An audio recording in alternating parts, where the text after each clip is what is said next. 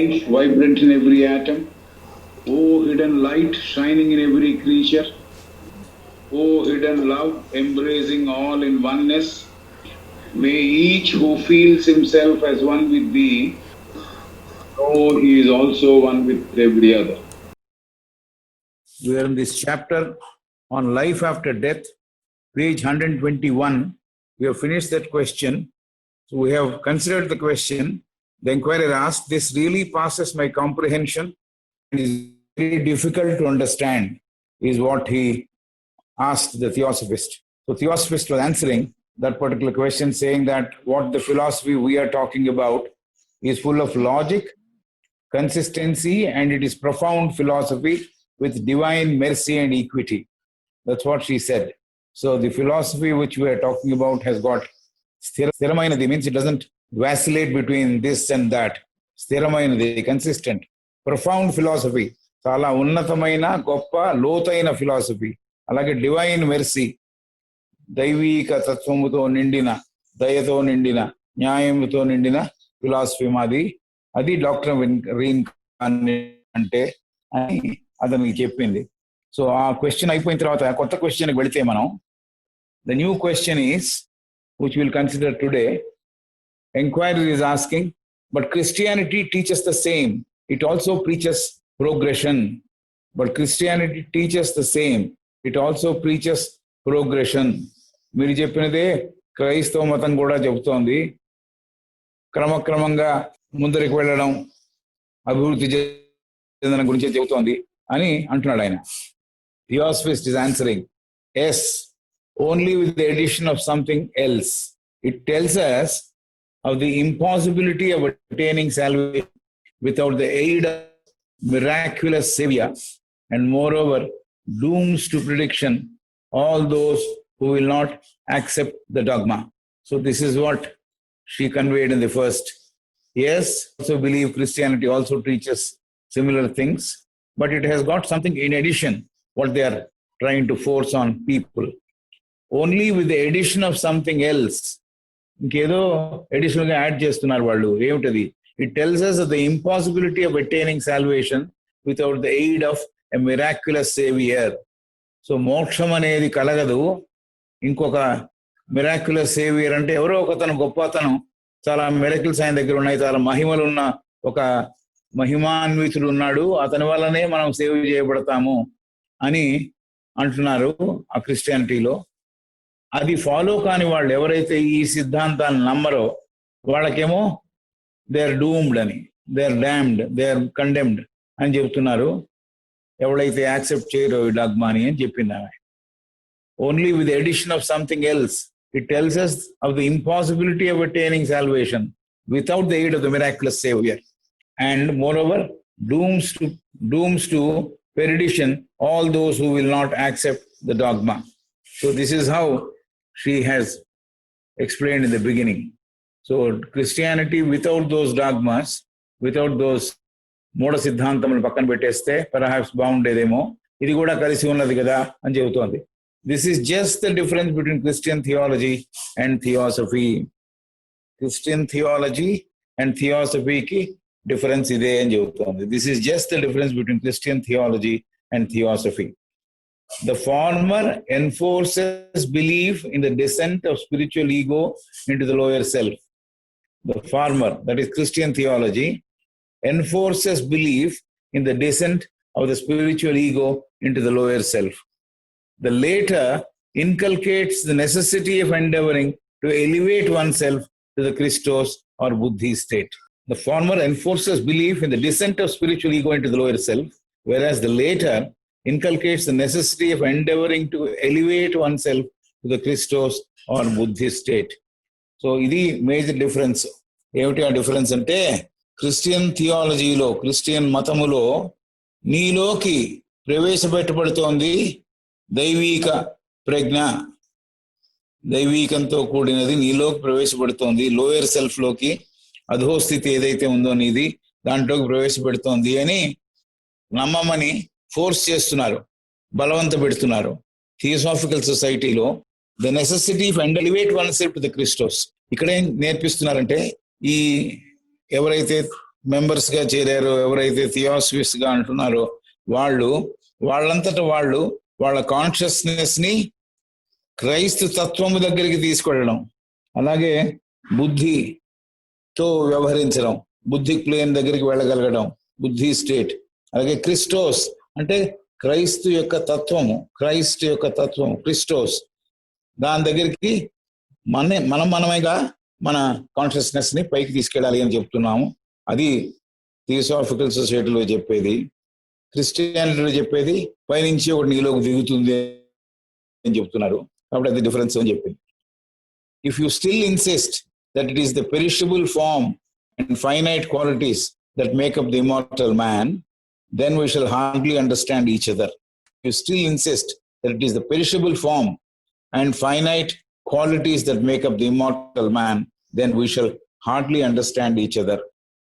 And if you do not understand that, by limiting the existence of every ego to one life on earth, you make of deity a cruel Moloch, a god who makes an inextricable mess on earth and yet claims thanks for it, then the sooner we drop the conversation, the better. So, ఇది చెప్తూ ఇంకా ఏం add చేస్తోందంటే, if you still insist that it is the perishable form and finite qualities that make up the immortal man, then we shall hardly understand each other. మనం ఒకళ్ళకొకళ్ళం అర్థం అవ్వాలి అంటే ఏమిటి అర్థం అవ్వాలి మీకు? ఈ పెరిషబుల్ ఫామ్ లో ఏదైతే నశించిపోయే క్వాటినరీ ఉందో, ఏదైతే పరిమితులు గల బాడీస్ ఉన్నాయో, గుణములు ఉన్నాయో, అవి అమృతత్వంతో కూడిన మనుషుల్ని తయారు చేయలేవు. దాని మీదే నువ్వు ఇన్సిస్ట్ చేస్తూ ఉంటే ఈ ఫైనైట్ బాడీస్ లోకే అమృతత్వం ప్రవేశపడుతుంది అని నువ్వు అనుకున్నట్టయితే, నువ్వు మేము ఒప్పుకోవాలనుకున్నట్టయితే మాట్లాడక్కర్లేదు. మనకి కామన్ బేస్ లేదు అండర్స్టాండింగ్ కి అని చెప్పేసింది. If you still insist that it is the perishable form and finite qualities that make up the immortal man, then we shall hardly understand each other. Hardly అంటే we will never understand and we will not understand. So the immortal man అనేది మరణించే స్థితి కలిగిన, మరణించే qualities కలిగిన ఆ బాడీలోకి ప్రవేశపెట్టబడదు, పైనుంచి దింపబడదు అనే విషయం ఆవిడ చెబుతోంది. మనం పైకి ఎదగాలి కానీ పైనుంచి కిందికి దిగదు. ఈ నాన్ పెరిషబుల్ అమృతత్వం ఉన్నది పెరిషబుల్ దాంట్లోకి రాదు అని చెబుతోంది ఆమె. ఇది నువ్వు కనుక మమ్మల్ని ఒప్పుకోవాలంటే మనం ఒకళ్ళనొకళ్ళు అర్థం చేసుకునే స్థితి దాటిపోయామన్నమాట. మనకు లేదు, ఏకాభిప్రాయం లేదు అని చెబుతోంది. And if you do not understand that, by limiting the existence of every ego to one life on earth, you make of deity a cruel Moloch. మీరేమంటున్నారంటే, ఒక జన్మలోనే ఈ క్రియేట్ చేసిందంతా శాశ్వతత్వము, అలాగే మరణించేది ఒకసారే ఉంటుంది, ఒకసారే జీవిస్తోంది అని మీరు అంటున్నారు. కాబట్టి మీరు అది శాశ్వతంగా ఈగో అనేది ఎప్పటికీ ఉంటుంది అనేది మీరు అర్థం చేసుకోవట్లేదు. కాబట్టి if you do not understand that, by limiting the existence of every ego to one life on earth, ఒక జీవితంతో ఒక జన్మతో అంతా అయిపోతుంది అని మీరు చెబుతున్నారు. మీరు అలా గనక అనుకుంటూ ఉంటే, ఈ ఎవరైతే దేవదేవుడు అని అనుకుంటున్నారో అతను క్రూరంతో కూడిన ఒక మనిషి లాంటి వాడు, లేకపోతే దేవుడు లాంటి వాడు అని. You make of deity a cruel Moloch. అదొక old term for describing people with evil intentions. So ఎవరైతే దేవదేవుడు అనేవాడు దేవదేవుడు కాదనమాట. అలా కాకుండా ఒక క్రూయల్ మనిషిగా మనం అర్థం చేసుకోవాల్సి వస్తుంది. A god who makes an inextricable mess on earth. A God who makes an inextricable mess on earth. బయటపడలేని ఒక మెస్ అంటే విపరీత పరిస్థితుల్ని, దాంట్లోంచి బయటపడలేము. దాంట్లో దుఃఖమైన పరిస్థితి, లేకపోతే కష్టమైన పరిస్థితి, ఇది చాలా మెస్ అంటామే. ఆ మెస్ లో మనందరినీ ఇరిగించినట్టు అవుతుంది. God who makes an inextricable mess. మన దాంట్లో నుంచి బయటపడాలన్నా బయటపడలేము, అలాంటి మెస్ లో తోసేసినట్టు ఆ దేవుడు. And it claims thanks for it. అలా చేసి కూడా, ఆ పని చేసి కూడా, మెస్ లో పడేసి కూడా మనము ఆ దేవుడికి ధన్యవాదములు తెలపాలి అని కోరుకుంటారు. and yet claims thanks for it, then the sooner we drop the conversation, the better. So ఇలా మీ అభిప్రాయాలు ఉండేటైతే మాట్లాడకుండా ఉంటే బెటర్ మనం అని చెబుతాం. కాబట్టి క్రిస్టియానిటీలో ఉండే లిమిటేషన్స్ ఈ పర్టికులర్ క్వశ్చన్ ఆన్సర్ చేయడంలో ఆవిడ చూపించింది. మనకి అంటే థియాసఫీకి క్రిస్టియానిటీకి ఉండే డిఫరెన్స్ చెప్పింది. ఎక్కడైనా కూడా ఎవరైనా కూడా ఇప్పుడు కృష్ణుణ్ణి కొలిచేవారు కూడా కృష్ణతత్వము దగ్గరికి వెళ్ళాలి కానీ ఊరికే ఆ రూపం దగ్గరికి వెళ్ళడం కాదు. అలాగే క్రైస్టోస్ దగ్గరికి వెళ్ళమని. So today happens to be the resurrection day of Christ. Sunday today is what they consider as the day on which he came back to life. But he did not come back in flesh as they describe it, but perhaps the spirit was there, the consciousness was there. Consciousness is always there. This is something which also we understand. So this question is ending here. So there is no question of forcing anyone to believe something in theosophy, whereas in other religions they force you to understand something and they say a principle which they give, and if you don't understand, they say, if you don't subscribe to their view, they say that you are doomed. ఏదైతే విషయాన్ని మనం ఒప్పుకోకుండా మన జీవితం గడుపుదాం అనుకుంటామో ఆ మతాలలో chance లేదు. వాళ్ళు ఏమంటారంటే భయపడతారు, మిమ్మల్ని స్వర్గం కాదు నరకంలోకి దోసేస్తారు, లేకపోతే ఎక్కడో కండెం అయిపోయి ఎక్కడో పడుంటావు అని చెప్తారు. కాబట్టి ఆ భయం కొద్దీ మనుషులు వాళ్ళు చెప్పే విషయాల్ని ఒప్పుకుంటూ ఉంటారు. ఇది ఈ క్వశ్చన్ ఇక్కడతో ఆగింది. నెక్స్ట్ క్వశ్చన్ ఏమిటంటే enquiry is asking, but let us return to the question of the consciousness which survives death. Enquirer is asking now, but let us return to the question of the consciousness which survives death. This is the point which interests most people. Do we possess more knowledge in Devachan than we do on earth life? This is the question. But let us return to the question of the consciousness which survives death. This is the point which interests most people. Do we possess more knowledge in Devachan than we do in earth life? ఈ చైతన్యం ఏదైతే continue అవుతుందో, మరణం తర్వాత కూడా continue అవుతుందో, మరణం తర్వాత కూడా జీవిస్తూ ఉంటుందో, దాని గురించి మాట్లాడదాం, దాని గురించి డిస్కస్ చేద్దాం అని అడుగుతున్నాడు. ఇది చాలా మందికి ఇంట్రెస్టింగ్ గా ఉంది ఈ మాట, దీని గురించి తెలుసుకోవడం. Do we possess more knowledge in Devachan than we do in earth life? ఇక్కడ భూతలములో జీవిస్తున్నప్పుడు ఉన్న నాలెడ్జ్ కన్నా దేవచాన్లో మనకి ఎక్కువ నాలెడ్జ్ వస్తుందా, ఎక్కువ నాలెడ్జ్ కలుగుతుందా, ఎక్కువ నాలెడ్జ్ మన సొంతం అవుతుందా అని అడుగుతున్నాడు. Theosophist is answering, in one sense we can acquire more knowledge. In one sense, we can acquire more knowledge. That is, we can develop further any faculty which we loved and strove after during life, provided it is concerned with abstract and ideal things such as music, painting, poetry, etc. Since Devachan is merely an idealized and subjective continuation of Earth life. The answer. In one sense, we can acquire more knowledge. That is, we can develop further any faculty which we loved and strove after during life, provided it is concerned with abstract and ideal things such as music, painting, poetry, etc. Since Devachan is merely an idealized and subjective continuation of Earth life. Do we possess more knowledge? అడిగాడు కాబట్టి theosophist is answering, yes. ఒక రకంగా చూస్తే మీరు చెప్పేది కరెక్టే. You can acquire more knowledge. మనం ఎక్కువ నాలెడ్జ్ సంపాదించుకోగలము. That is we can develop further any faculty. ఏ విద్వత్ అయితే మన కింద మనకు కొంత పరిచయం ఉండిందో ఆ విద్వత్తుని ఇంకా డెవలప్ చేసుకోగలం, ఆ విద్వత్తుని ఇంకా బాగా డెవలప్ చేసుకోగలం. ఈ విద్వత్తుని ఇక్కడ ఉన్నప్పుడు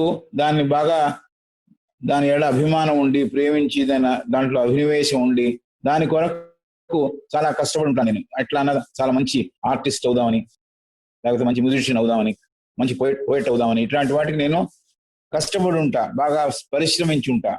అలాంటివి అబ్స్ట్రాక్ట్వి, మైండ్తో సంబంధం ఉన్నవి, మెమరీతో సంబంధం ఉన్నవి, అంటే ఈ నేర్చుకునేది అనేది నథింగ్ ఆబ్జెక్టివ్ ఏం కాదు, దీన్ని పట్టుకోలేము. మ్యూజిక్ని పట్టుకొని నా దగ్గర మ్యూజిక్ని పట్టుకొని ఉంచుకున్నాను మనీ పర్స్ పట్టుకున్నట్టు అలా ఏం ఉండదు.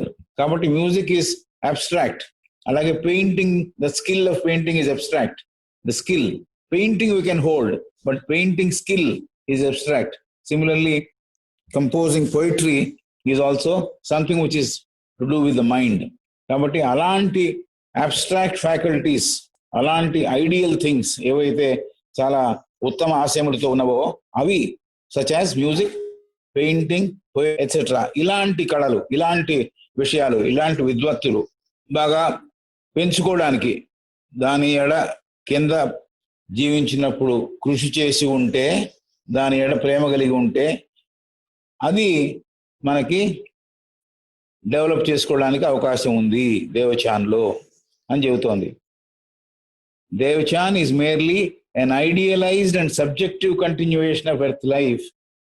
దేవచాన్లో ఐడియలైజ్డ్ అంటే ఆలోచనాపరముగా, మనస్సు పరంగా ఉన్న ఒక స్టేట్ అది. కాబట్టి subjective continuation of earth life, earth లైఫ్లో జీవితంలో కింద మనం ఎట్లా అయితే భూమండలం మీద నివసించినప్పుడు మనకు ఆబ్జెక్ట్స్ కూడా ఉన్నాయి, ఇక్కడ వస్తువులు కూడా ఉన్నాయి. ఈ వస్తువులు అనేవి అక్కడ కలకపోవచ్చు, ఇక్కడున్న మనుషులు అక్కడ కనపడకపోవచ్చు. ఇవన్నీ things which you can feel here. మనం వాటిని స్పృశించగలము, ముట్టుకోగలము, అనుభవించగలము. అవన్నీ అక్కడ దొరకపోవచ్చు. అయితే ఐడియలైజ్డ్ అంటే ఒక ఆలోచనాపరంగా అవన్నీ నిజాలు, అవి సబ్జెక్టివ్ రియల్స్. కాబట్టి అవి అక్కడ ఉంటాయి. అది ఎర్త్ లైఫ్లో కనుక ఇక్కడ ప్రాక్టీస్ చేస్తుంటే దేవచాన్ లైఫ్లో దాన్ని డెవలప్ చేసుకోవడానికి అవకాశం ఉంది అని చెబుతోంది. డెవలప్ చేసుకోవడానికి ఎంత డెవలప్ చేసుకుంటామంటే అక్కడ ఉన్న టైము, అక్కడ ఉన్న రిసోర్సెస్, ఎవరెవరైతే ఇప్పుడు ఇంకో పుస్తకంలో రాస్తుంది, యానా బెసెంట్ రాస్తుంది, ఒక గ్రూపులో పోయిటరీ నేర్చుకునే వాళ్ళు ఏముంటుంటారట, పోయిటరీ ఆనందించే వాళ్ళు ఉంటారట, ఇంకో గ్రూపులో మ్యూజిక్ వాళ్ళు ఉంటారట, ఇంకో గ్రూప్ వెస్టర్న్ మ్యూజిక్ లో వాళ్ళు ఉంటారట, ఇంకోళ్ళు ఇంకేదో చేసేవాళ్ళు. అట్లా వేరే వేరే గ్రూప్స్ ఉంటాయి అక్కడ కూడాను. ఆ గ్రూప్స్ లో అక్కడ ఉన్నవారు they will be relishing and enjoying and finding ways and means to develop their skills. This is all something to do with the mind and not with matter. అది ఆవిడ చెబుతోంది. In one sense we can acquire more knowledge, that is we can develop further any faculty which we loved and strove after during life. Stroved అంటే worked hard for it అని, after during life, provided it is concerned with abstract and ideal things such as music, painting, poetry, etc. Since Devchan is merely an idealized and subjective continuation of earth life. ఇక్కడ నేను ఉన్నప్పుడు ఒక పెద్ద palace మీద నాకు మనసు ఉంది, big palace which has 360 rooms. అలాంటివి అక్కడ డెవలప్ అవ్వాలంటే అవ్వదు, because that palace is something which I can feel with my hand, whereas that's sort of an objective thing possible in Devchanic plane. But things, arts like music, poetry, maybe dance, painting, ivanni kuda they can be developed further ani chebutam. So the next question inquiry is asking, but if in Devchan the spirit is free from matter, why should it not possess all knowledge? But if in Devchan the spirit is free from matter, why should it not possess all knowledge?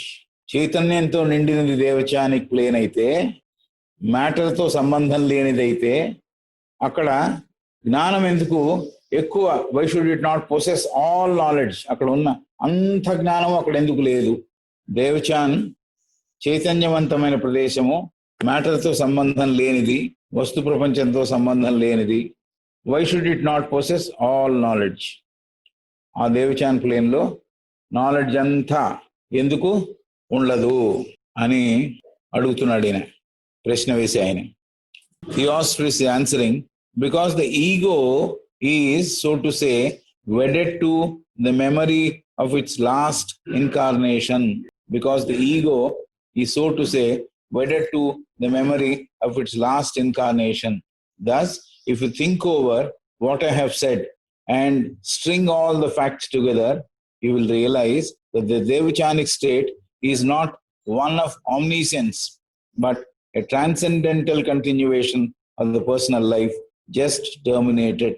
It is the rest of the soul from the toils of life, wedded to the memory of its last incarnation. So శాశ్వతమైన ego అన్నది ఏదైతే ఉందో, శాశ్వత ప్రపత్తి గల unit ఏదైతే ఉందో, దానికి గత జన్మలో ఉన్న జ్ఞాపకాలతో అది ఇంకా సంబంధం పెట్టుకుని ఉంది. So thus if you think over what I have said and string all the facts together, పైన చెప్పిన విషయాలన్నీ కూడా నువ్వు అన్ని పూసగుచ్చినట్టు గుచ్చుకొని చూస్తే, string all the facts together, you will realize that the Devachanic state is not one of omniscience. సర్వజ్ఞత ఉన్న చోటు కాదు. ఉన్న చోటు అంటే నీకు అన్ని తెలిసిపోవాలి, అక్కడ షూరిటీ లేదు అని చెబుతోంది. omniscience, but a transcendental continuation of the personal life just terminated. కింద ముగిసిపోయిన జీవితం యొక్క పైకి వెళుతూ వెళుతూ, ట్రాన్సెండెంటల్ అంటే కొత్త ప్లేన్కి దాటుకుంటూ వెళ్ళిన ఆ లైఫ్ యొక్క పరిస్థితి. కాబట్టి ఆమ్నిసెన్స్ లేదు. అయితే కింద నుంచి పైకి వెళుతూ ఆ దేవచానిక్ ప్లేన్కి వెళ్ళింది, ట్రాన్సెండ్ చేసింది, అధిగమించు, మధ్యలో ఉన్నవన్నీ దాటుకుంటూ వెళ్ళింది. కాబట్టి ఇది ఆమ్నిసెన్స్ అక్కడ లేదు అని చెబుతోంది. Continuation the personal life just terminated. అంతకు ముందు లీడ్ చేసిన జన్మ ఏదైతే ఉందో, బతికిన జీవితం ఏదైతే ఉందో, దాని యొక్క కంటిన్యూయేషను అక్కడ జరుగుతోంది. ట్రాన్సెండెంటల్ లైఫ్, ట్రాన్సెండెంటల్ అంటే స్టేజ్ బై స్టేజ్ దాటుకుంటూ వెళ్ళిన సందర్భం. It is the rest of the soul from the toils of life. కింద చాలా కష్టపడి ఉంటా, చాలా శ్రమపడి ఉంటా, ఈ శ్రమకన్నిటికీ అక్కడ రెస్ట్ దొరుకుతోంది అని చెబుతోంది. సో ఇది ఈ క్వశ్చన్ యొక్క answer. The next question, but the scientific materialist asserts that after the death of man, nothing remains, that the human body simply disintegrates into its component elements, and that what we call soul is merely a temporary self-consciousness produced as a byproduct of organic action, which will evaporate like steam. Is not theirs a strange state of mind? But the scientific materialists assert that after the death of man, nothing remains, that the human body simply disintegrates into its component elements, and that what we call soul is merely a temporary self-consciousness produced as a byproduct of organic action, which will evaporate like steam. Is not theirs a strange state of mind? భౌతికవాదంతో బాగా సంబంధం ఉన్న శాస్త్రజ్ఞులు ఏమంటున్నారంటే, మనిషి మరణించిన తర్వాత ఏమీ మిగలదు. హ్యూమన్ బాడీ ఏమవుతుందంటే, ఈ 5 పంచభూతం కాంపోనెంట్, ఏ కాంపోనెంట్స్ తో బాడీ తయారైందో ఆ కాంపోనెంట్స్ లోకి వెళ్ళిపోతుంది. ఏ భాగాలతో తయారైందో, ఏ పదార్థాలతో తయారైంది ఆ పదార్థాలకు వెళ్ళిపోతుంది. ఈ సోల్ అనేది by product of what was organic. ఏదైతే జీవించి ఉన్నదో దాని యొక్క బై ప్రోడక్ట్ సోలు అని వాళ్ళు నమ్ముతున్నారు. ఈ మెటీరియలిజం మీద ఎక్కువ మక్కువ ఉన్న శాస్త్రజ్ఞులు, భౌతికవాదం మీద బాగా సంబంధం ఉన్న శాస్త్రజ్ఞులు ఏమంటున్నారంటే, soul is merely a temporary self-consciousness produced as a byproduct of organic action. జీవించి ఉన్న శరీరానిలోంచి జీవించిన శరీరానికి ఒక బై ప్రోడక్ట్ లాంటిది ఈ కాన్షియస్నెస్ అనేది, సోల్ అనేది అని చెబుతున్నారు. ఆత్మ అనే దానికి ఒక కాన్షియస్నెస్ ఉంది. ఆ consciousness is a by product of the life which it lead. అంతకుముందు జీవించిన జీవితం యొక్క బై ప్రోడక్ట్. అంటే ప్రోడక్ట్ తయారు చేయడానికి మెయిన్ ప్రోడక్ట్, బై ప్రోడక్ట్ అంటాం. బై ప్రోడక్ట్ అంటే అంత ఇంపార్టెంట్ అయింది కాదు. చేస్తున్నప్పుడు మనకి వచ్చిన రెండో రకమైన ఒక ప్రోడక్ట్. సపోజ్ మనం మజ్జిగ చేస్తున్నప్పుడు మజ్జిగ is the by product, main product. వెన్న ఈజ్ బై ప్రోడక్ట్. వెన్న may be more tasty, more valuable, but I'm just giving an example. పెరుగుని చిలుగుతున్నప్పుడు నేను ఎందుకు చిలుగుతున్నానంటే నాకు మజ్జిగ కావాలని చిలుగుతున్నా. ఆ చిలుగుతున్నప్పుడు నాకు వచ్చింది బై ప్రోడక్ట్ ఏమిటంటే వెన్న. అలాగా సోల్ అనేది జీవించిన విధానంలో ఉన్న బై ప్రోడక్ట్. జీవితమే మెయిన్ ప్రోడక్ట్. కాబట్టి బై ప్రోడక్ట్ ఏమిటంటే సోల్. ఆ సోలు ఎవాపరేట్ అయిపోతుంది ఆవిరిలాగా అని వాళ్ళు అంటున్నారు. వాళ్ళు ఒక ప్రత్యేకమైన ఒక స్ట్రేంజ్ స్టేట్లో లేరా వాళ్ళు? ఒక విపరీతమైన వింతైన పరిస్థితిలో వాళ్ళ మనస్సు లేదా అని అడుగుతున్నాడు. Theosophist is answering, not at all strange as far as I see. నాకేమి వింతగా ఏమి అనిపించట్లే అని అంటోంది. If they say that self consciousness ceases with the body, then in their case they simply utter an unconscious prophecy, for once they are firmly convinced of what they assert. No conscious afterlife is possible for them, but there are exceptions to every rule. Not at all strange as far as I see, if they say that self-consciousness ceases with the body, then in their case they simply utter an unconscious prophecy, for once they are firmly convinced of what they assert. No conscious afterlife is possible for them, but there are exceptions to it. So వీళ్ళు ఎవరైతే మనిషి మరణించిన తర్వాత అతనికి జీవితం లేదు అని ఒక మాట అంటున్నారో వాళ్ళు వాళ్ళకి తెలియకుండానే, వాళ్ళకి పూర్తి ప్రజ్ఞ లేకుండానే ఒక భవిష్యవాణిలాగా ఒకటి చెబుతున్నారు. ఏమిటది? ఏమి లైఫ్ లేదు తర్వాత అని. కాబట్టి అలాంటి వాళ్ళకి ఏమవుతుందంటే no consciousness after life is there అని వాళ్ళు బాగా ఒక్కాడిస్తున్నారు. అలాంటి వాళ్ళకి ఏమవుతుందంటే వాళ్ళు they are not conscious of the after death life అని చెబుతోంది. Unconscious prophecy, once they are firmly convinced of what they assert, ఏదైతే వాళ్ళు అనుకుంటున్నారో దానికి బాగా మళ్ళీ మళ్ళీ అనుకుంటున్నారో, బలంగా అనుకుంటున్నారో, no conscious afterlife is possible for them. వాళ్ళకి after life, after the physical body is gone or death has happened, after death experience వాళ్ళకి ఏమి ఉండదు. ఎందుకంటే వాళ్ళు బిలీవ్ చేయలే, they do not believe, so they will not be given the experience of after death. So దీనికి కూడా, ఈ rule కూడా దేర్ ఆర్ ఎక్సెప్షన్స్ అని చెబుతాను. ఎందుకంటే నేను మళ్ళీ నేను చెబుతున్నా, ఒకే మాట మళ్ళీ చెబుతున్నా. అది ఒక భవిష్యవాణిలాగా, as a man think it so he becomes అన్నట్టుగా నేను మళ్ళీ అంటున్నాను. కాబట్టి లైఫ్ లేదు, మరణించిన తర్వాత లైఫ్ లేదు, లైఫ్ లేదు అని మళ్ళీ అంటున్నాను. కాబట్టి ఇలా నమ్మకున్న వాళ్ళకి మరణానంతర స్థితిలో జీవితము లేదు. అయితే ఈ రూల్ కూడా ఎక్సెప్షన్స్ ఉన్నాయి అని చెబుతాను. ఇది ఒక కొత్త ఫీలింగ్. ప్రతివాడికి ఆ ఫీలింగ్ ఉంటుందా మరణించిన తర్వాత? Are they conscious of what is going on? అంటే ఎవరికైతే ఈ నమ్మకం ఉండదో వాళ్ళకి ఈ ఆఫ్టర్ డెత్ కాన్షియస్నెస్ ఉండదు అనే మాట చెబుతోంది theosophy or HPB. So this is something to be noted. So if you believe in it, yes, it is there. If you don't believe, you go on saying it's not there, it's not there for you. So that's what she's saying. But there could be exceptions.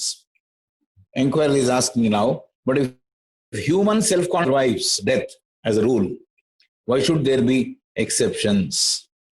ఆ question లోంచి, answer లోంచి మనం ఇంకో కొత్త question వేస్తున్నాడు enquirer. But if human self consciousness survives death as a rule, why should there be exceptions? మనిషి యొక్క స్వచైతన్యం ఏదైతే ఉందో అది మరణము తర్వాత జీవిస్తూ ఉంటే ఎందుకు ఎక్సెప్షన్స్ అన్నావు కదా, ఎక్సెప్షన్స్ ఎందుకు ఉండాలి అని అడుగుతున్నాడు. వాళ్ళకి వర్తించకుండా ఉండాలి, కొంతమందికి వర్తిస్తుంది, కొంతమంది వర్తించదు, దేర్ ఆర్ ఎక్సెప్షన్స్ అంటున్నావు కదా, ఎందుకు ఎక్సెప్షన్స్ ఉండాలి అని అడుగుతున్నాడు. ఎందుకు వర్తించకుండా ఉండే స్థితి ఎందుకు అని. Theosophist is answering, in the fundamental principles of the spiritual world, no exception is possible. In the fundamental principles of the spiritual world, no exception is possible. but there are rules for those who see and rules for those who prefer to remain blind. Chala wonderful statement. Self consciousness survives death as a rule.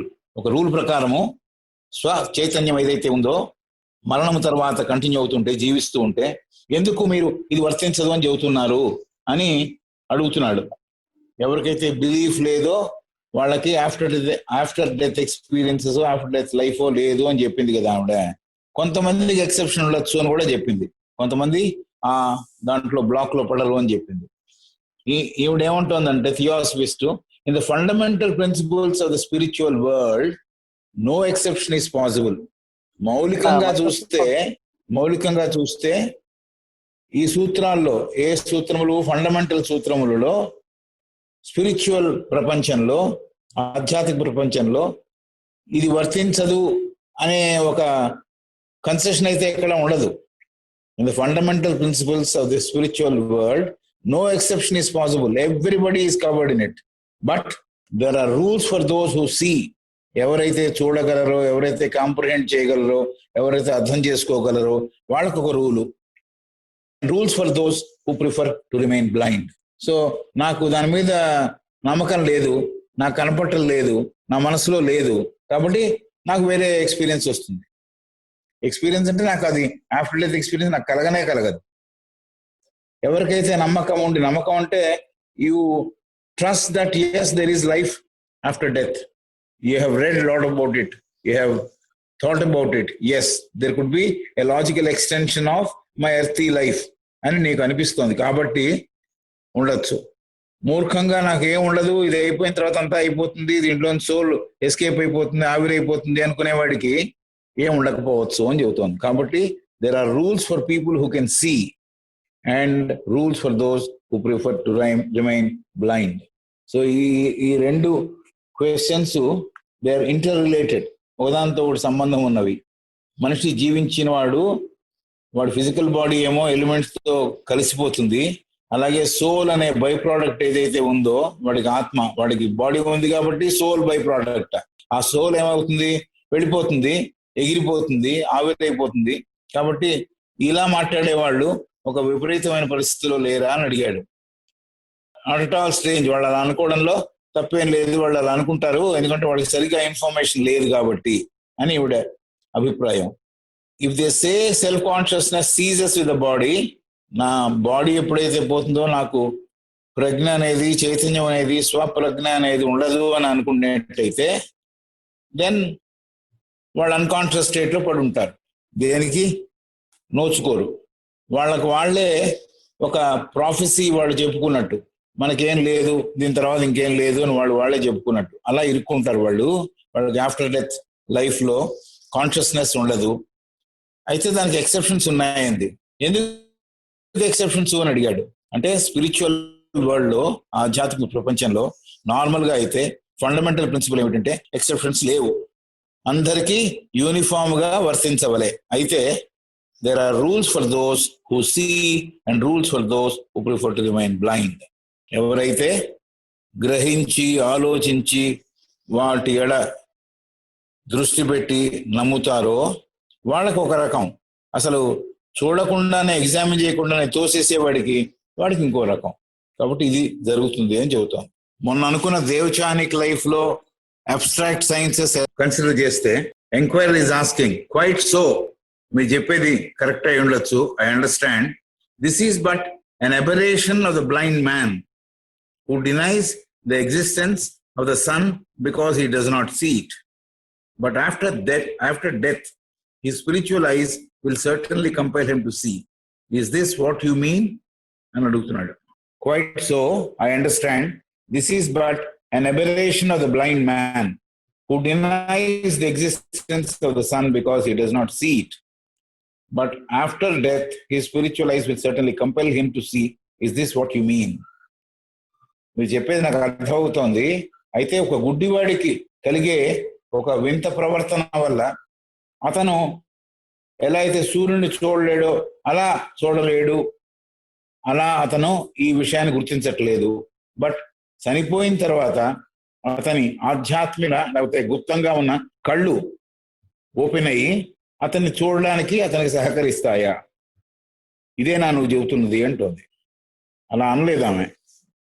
But వీడు ఒక కొత్త question వేశాడు. But after death his spiritual eyes will certainly compel him to see, is this what you mean? మనోచక్షు ద్వారానో లేకపోతే spiritual eyes open అయ్యి దాని ద్వారా చూస్తాడా? ఈ బ్లైండ్ గా, మామూలుగా ఫిజికల్ గా ఉన్నప్పుడు బ్లైండ్ కాబట్టి వాడు అసలు బ్లైండ్ వాడు ఎలా అయితే సూర్యుని చూడలేడు, అలాంటి ప్రత్యేక పరిస్థితుల్లో వాడు చూడలేడు. అదొక అబరేషన్. అలా అనుకుని తప్పుగా భావించాడు. అలాంటి ఇది పక్కన పెట్టి ఈ చనిపోయిన తర్వాత స్పిరిచువల్ ఐస్ తో అతన్ని ఫోర్స్ చేసి చూడడం జరుగుతుందా? ఏవి చూడాలో చూపించడం జరుగుతుందా? కంపెల్ హిమ్ టు సీ అంటే theosophist is answering, he will not be compelled. Compelling అనేది లేదు. He will not be compelled, nor will he see anything. He will not be compelled, nor will he see anything. Having persistently during life denied the continuance of existence after death, he will be unable to see it, because his spiritual capacity, having been stunted in life, cannot develop after death, and he will remain blind. Karma acts incessantly. We reap in our afterlife only the fruit of that which we have ourselves sown in this. ఇక్కడ చూడలేకపోయినా చనిపోయిన తర్వాత చూడగలడా? అతన్ని force చేసి compel చేసి suicide చేస్తారా? అదే కదా నువ్వు చెప్పింది అని అడిగితే ఈవిడేమంటుందంటే, he will not be compelled, he will not be force to see, nor will he see anything. Having persistently during life denied the continuance of existence after death, he will be unable to see it, because his spiritual capacity, having been stunted in life, cannot develop after death, and he will remain blind. Karma acts incessantly. We reap in our afterlife only the fruits of that which we have ourselves sown in this. అతను ఏమైనా force చేస్తారా, compel చేస్తారా అని అడిగారు. అతన్ని compel చేయడం జరగదు, అతనికి ఏమీ కనపడదు కూడాను. ఎందుకు కనపడదు? పర్సిస్టెంట్ గా, కన్సిస్టెంట్ గా ప్రతి మాటు కంటిన్యూయన్స్ ఆఫ్ ఎగ్జిస్టెన్స్ ఆఫ్టర్ డెత్, ఏదైతే మరణించిన తర్వాత జీవితం అనేది కంటిన్యూ అవుతుంది అనే ఫ్యాక్ట్ ని అతను లేదు లేదు లేదు లేదు అని చెప్పాడు జీవితంలో, జీవించినప్పుడు. కాబట్టి he will not be able to see. ఏదైతే బిలీవ్ చేశాడో అది నిజమైపోతోంది. అదే ఒక భవిష్యవాణిలాగా పనిచేస్తుంది అతనికి.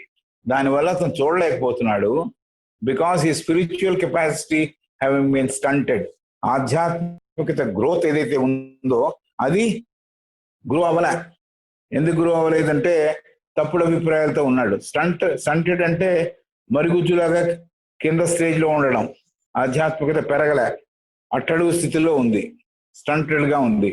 అంటే చిన్న మార్పు అయిపోయి వాడు సరిగ్గా దాన్ని ఎదగడానికి అవకాశం ఇవ్వలే.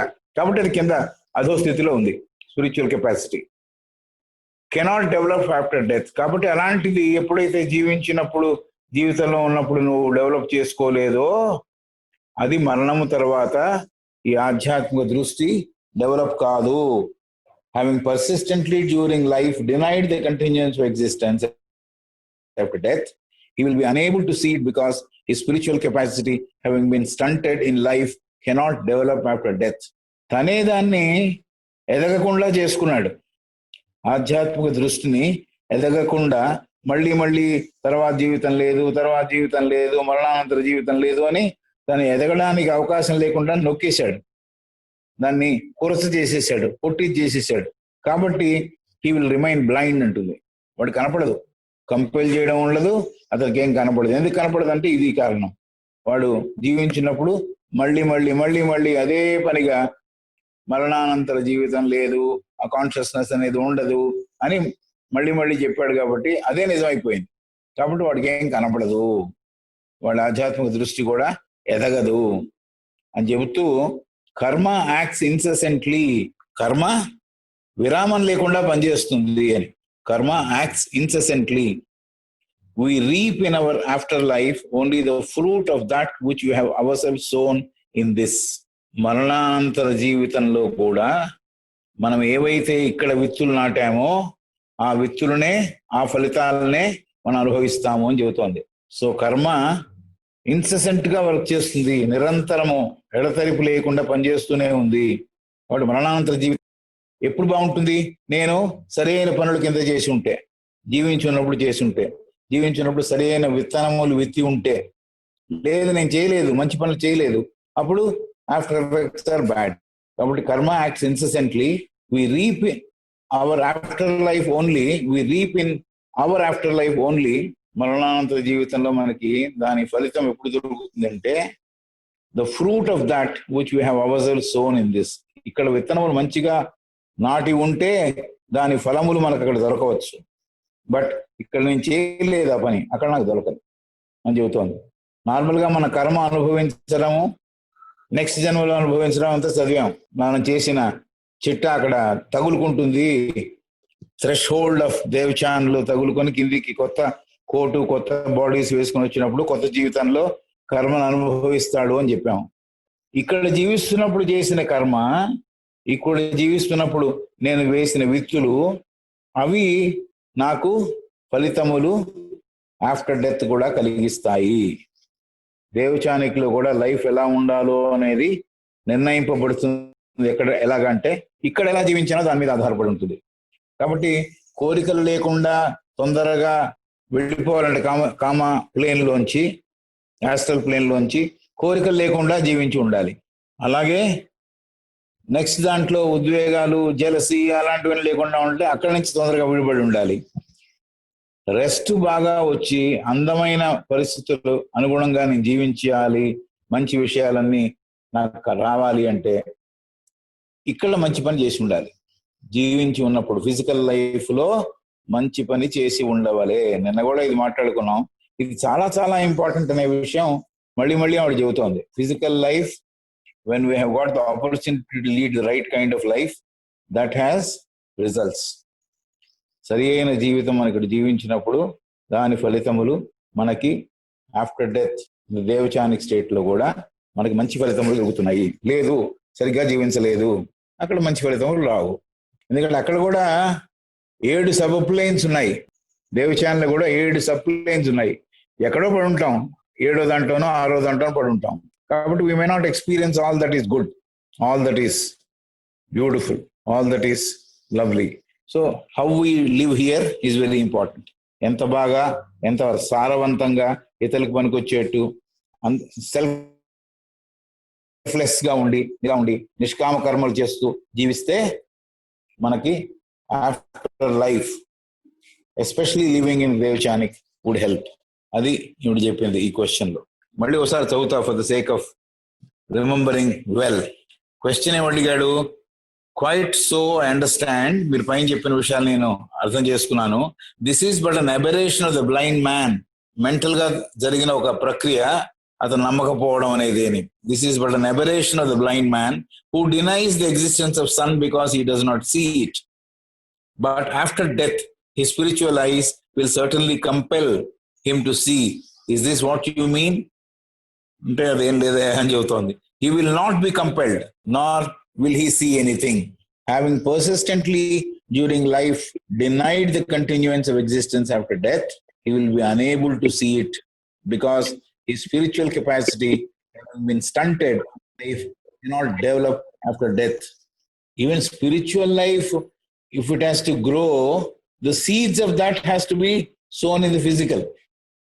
అంటే ఫిజికల్ లైఫ్ వేరు, యాస్ట్రల్ లైఫ్ వేరు, ఇంకో లైఫ్ వేరు, స్పిరిచువల్ లైఫ్ వేరు. కంపార్ట్మెంటలైజ్ చేస్తే మనకి దొరికేది ఏమి లేదు. Entire life should be spiritual. ప్రతిదీ ఆధ్యాత్మికత పరంగానే జీవించాలి. ఏది చేస్తున్నా, ఏ పని చేస్తున్నా ఆధ్యాత్మికతతో కూడినదే అయి ఉండాలి. అది ఆవిడ చెబుతోంది. Having persistently during life denied the continuance of existence after death, he will be unable to see it because his spiritual capacity, having been stunted in life, cannot develop after death, and he will remain blind. Karma acts incessantly. We reap in our afterlife only the fruit of that which we have ourselves sown in this. So adi avadu cheppina vishayam. Shall we go through one more question? Yes.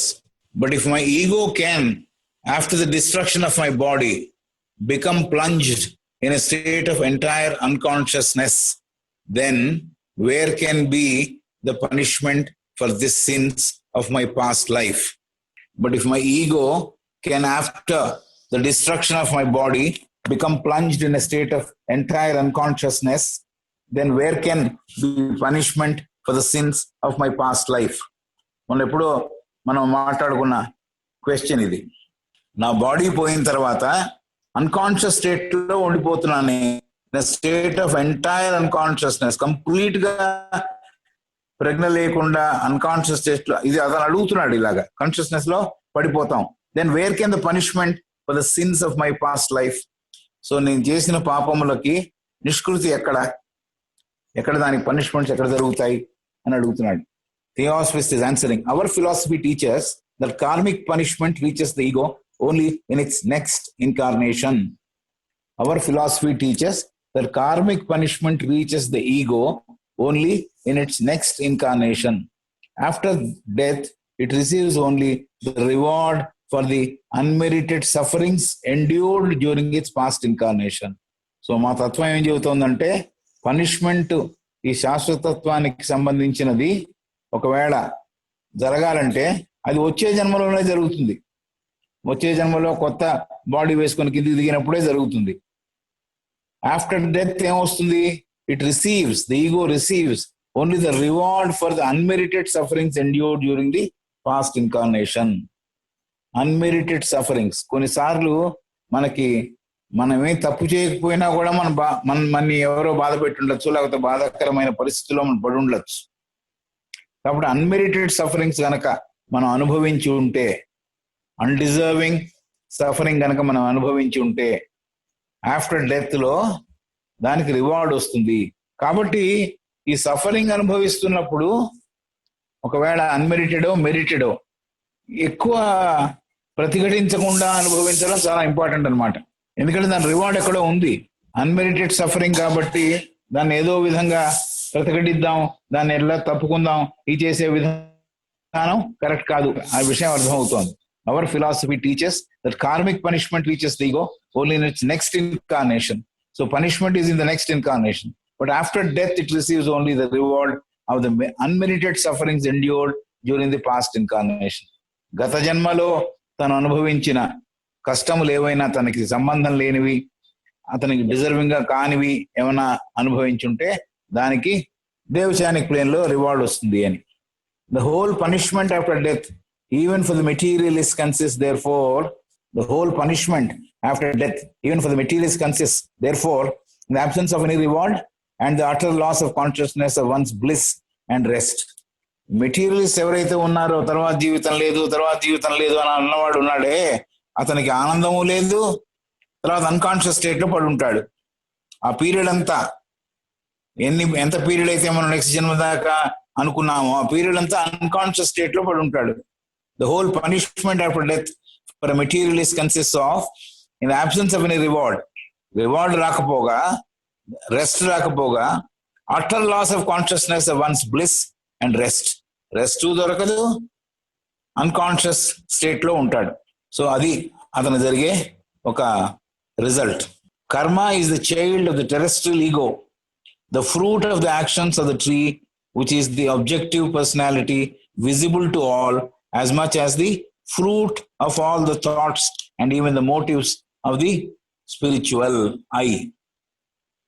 But karma is also the tender mother who heals the wounds inflicted by her during the preceding life, before she begins to torture the ego by inflicting new wounds. We'll consider this question maybe tomorrow again.